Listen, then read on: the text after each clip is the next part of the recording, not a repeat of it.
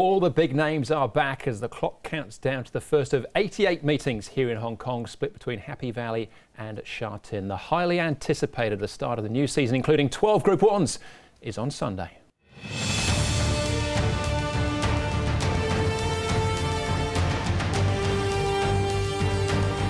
Drawn Barber, a wave of the wand, a puff of smoke, and the magic man pulls one out of the hat and makes it 8. The Wizard of Oz has broken away. Take a bow, John Size. You are the man. 92 winners, an all-time record. Werther, the horse of the year, is roaring away with the champions of Chater from Blazing Speed and Eagle Way. How sweet it is, Werther. And if that doesn't incite you, then hopefully our studio guests will. A leading jockey here in Hong Kong, Purton, and Graham Cunningham from the Jockey Club as well. Zach, great season last year, over 100 winners, so the quantity was there, double international day quality as well, but we wiped the slate clean and start all over again. Yeah, I suppose it's time to take a big deep breath and get back into it, but last season was a good season. I'd done everything I wanted to do, the sort of goals that I sort of set. Not that I set too many goals, but the benchmark is always about 100 winners for the season and try and get a couple of Group 1s, so I was happy with that. Excellent. And Graham, be a familiar name and face to certainly anyone who follows UK racing. Debut on one of our shows here, Graham, so welcome. But we're going to be talking about new horses, new trainers, new jockeys, but a blockbuster start on Sunday with the Chief Executive's Cup. Yeah, great to be here, Andrew. Zach's touched on something really interesting for this season. Big boots to fill because superstars have departed. Able Friend, Aero Velocity, Rapid Dragon's no longer here. Pakistan Star's in therapy at the moment, so there is room at the top for the new horses coming from both hemispheres. And as far as Sunday's concerned, Zach, you'll be riding Blizzard, who actually ran third in this race last year with a lot less weight. He's got 133 pounds on Sunday.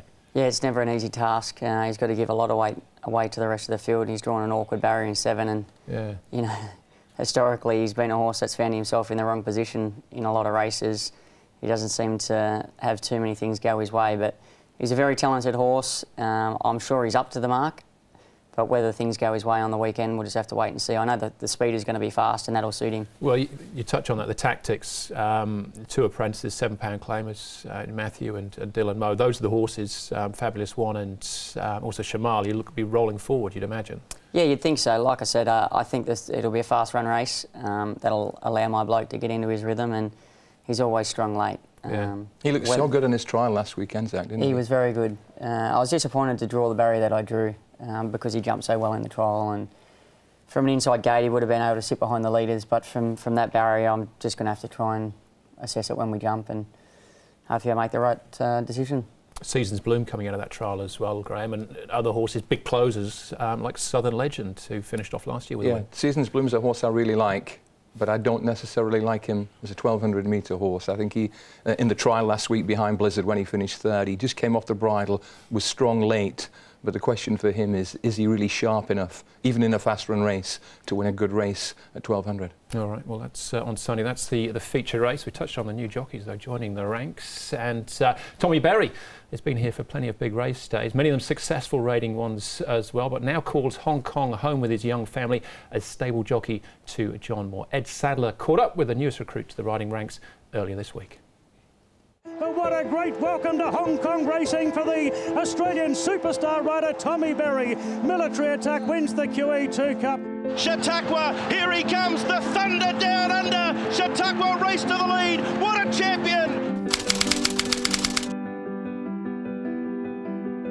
Tommy, great to have you here in Hong Kong. First of all, the offer to come here full-time has been there for a while. Why have you decided, though, that now's the right time for you to come here? Yeah, it just felt like it was the right timing, Ed.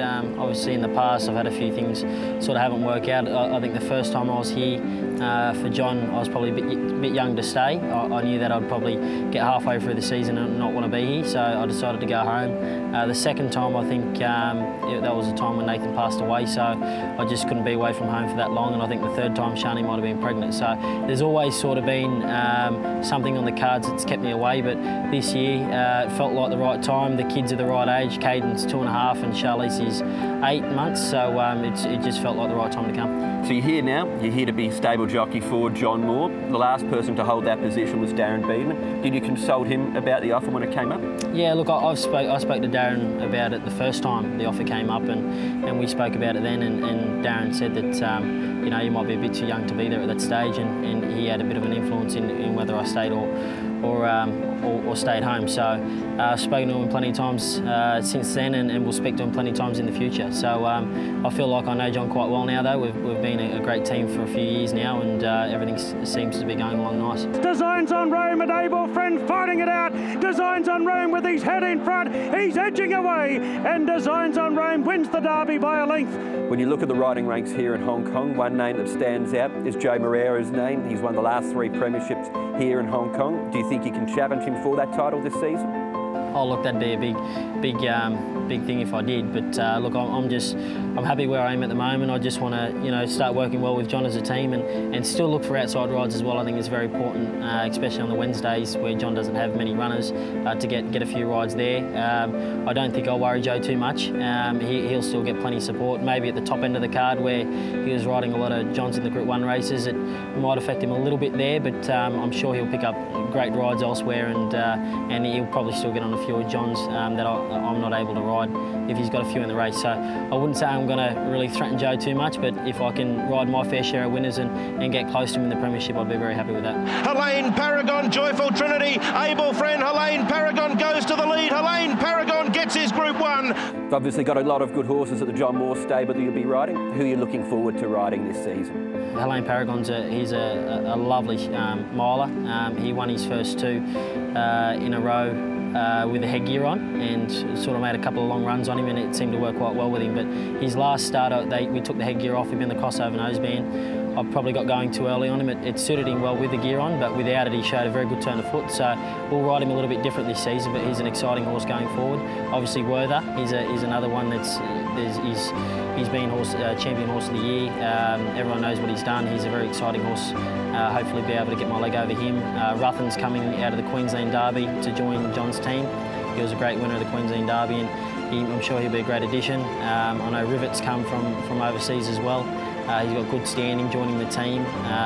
So he's just got endless quality horses at the top end. So I'm very lucky to be in the position where I am, where I'll be able to ride them quality horses. We wish you all the best, Tommy. Good to see you here in Hong Kong, and all the best for the season. Thanks, Ed. Sounds good on paper, doesn't it? Lots of nice horses coming through. But is it different for him, Zach? He's been coming in and out and say a lot of success, but now it's the daily work, the track work. Does it change things at all in that respect? Yeah, it does. I think there's a lot more pressure on his shoulders now. He's got to carry the stable, and he's got big shoes to fill. And you know, Joe's been doing such a great job there the last couple of seasons that you know, Tommy's really going to come in and be sharp at what he does. But he's a great jockey. He's done well here before. He knows the system already. He's done well in Australia, so I have no doubt he's going to do well, but he's going to feel the pressure a little bit more, I think. And how much does it change the overall dynamic now, Graham, having a jockey like Tommy? And he touched on the Joe Moreira factor. I don't think the change is perhaps quite as dramatic as some people might feel. That job will probably be good for 40 to 50 winners for Tommy Berry with John Moore, but it's the quality of those winners. A nice quiet start for him on Sunday, 9 rides in 10 races, 8 of them are for John Moore. But I think by the end of the year, Tommy Berry's success in Hong Kong will not be judged on quantity of winners, but the quality by and large. Well, is the rankings for last year, Moreira obviously a long way clear, but Zach, you touched on, you know, over 100, and that's the benchmark for you, which averages out just over a winner a meeting. Again, on paper, you think, oh, look, I can do that, but it's obviously then doing it for an entire season, isn't it? Yeah, it's not as easy as it sounds. There's only been 3 jockeys in history that have ridden 100 winners or more in a season, so that in itself tells you that's very difficult. Like I said, I had a good season last season. You know, just my weight's the biggest battle. Yeah. I wish I was 4 or 5 pounds lighter. It'd make life a little bit easier, but I can't worry about that too much. No, but again, the quality, if that's there, it's, you know, and say the Group 1 wins is what you're really chasing, isn't it? Yeah, exactly. I really look forward to the big races and getting on some nice horses in those races. Unfortunately, Aero Velocity's gone now, so be looking for something to try and take his spot. And, you know, 2,000 metres, I haven't really had a horse at that distance for a couple of seasons now, so hopefully something puts their best foot forward and,